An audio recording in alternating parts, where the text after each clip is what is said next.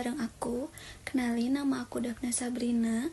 Hari ini aku bakalan bahas topik yang mungkin jarang orang lain bahas, tapi ini tuh sangat-sangat penting.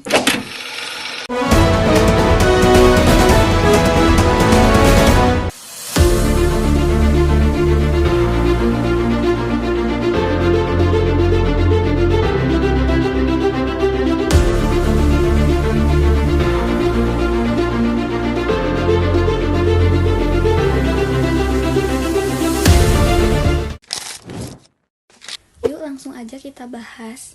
Sebelumnya, jujur, aku dulu mikir kalau misalkan politik itu ribet dan agak gak penting buat kita yang masih muda. Tapi makin kesini, aku tuh makin sadar kalau semua hal dalam hidup kita tuh nyambung ke keputusan politik dan ekonomi ini. Misalnya soal harga bahan pokok yang terus naik, itu juga kan dampak dari kebijakan ekonomi ya. Terus kalau lapangan kerja susah, pendidikan jadi mahal, itu juga karena kebijakan politik yang diterapkannya gitu. Aku nonton juga wawancaranya Bapak Presiden Prabowo Subianto. Katanya sistem pemilihan kepala daerah langsung itu sangat-sangat boros dan harus dikaji ulang gitu. Kalau dipikir-pikir sih emang bener ya, karena biaya politik kita emang tinggi banget. Tapi yang aku khawatirin tuh, jangan sampai rakyat-rakyat malah makin gak punya suara. Demokrasi itu harusnya ngebuka ruang buat kita ikut terlibat, bukan dibatasi. Kadang reformasi itu dibungkus dengan alasan efisiensi, padahal bisa aja ngebuka jalan balik ke masa lalu, kayak zaman Orde Baru, yang semua diatur elit. Jadi kita harus awas banget nih. Terus dari sisi ekonomi juga sama aja. Target pertumbuhan ekonomi 8% di tahun 2029 tuh ambisius banget. Tapi apakah ini realistis? Kita nggak tahu kan. Aku lihat salah satu cuplikan di TikTok. Warga ngeluh susahnya cari kerja. Tapi menurut aku juga emang zaman sekarang tuh nyari kerja susah banget. UMKM juga jadi makin sepi, harga bahan pokok juga jadi naik, bahkan pendidikan, layanan publik juga makin mahal.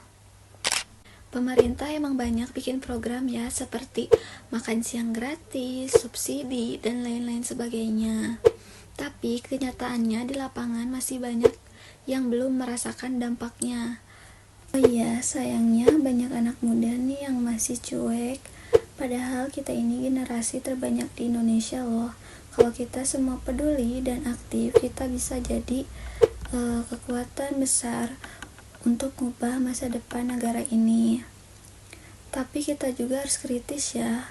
Jangan gampang percaya sama hoax di media sosial, karena di media sosial tuh beritanya macam-macam. Kita harus bisa bedain nih mana pemimpin yang punya visi dan integritas dan mana yang cuma jago gimmick politik. Kita juga sebagai anak muda gak harus turun ke jalan buat peduli.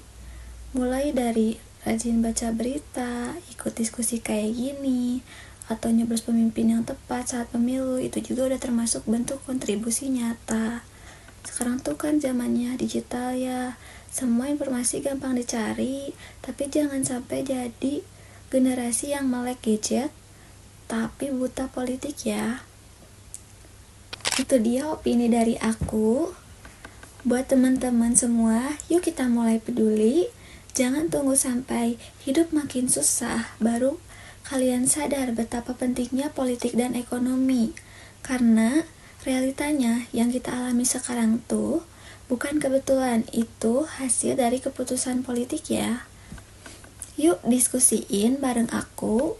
Kalau menurut kalian opini aku ini kurang tepat atau ada kesalahan, saya mohon maaf. Dan terima kasih udah dengerin podcast opini aku ya. Sampai ketemu di episode selanjutnya. Jangan lupa share kalau kalian ngerasa video ini bermanfaat. Bye-bye.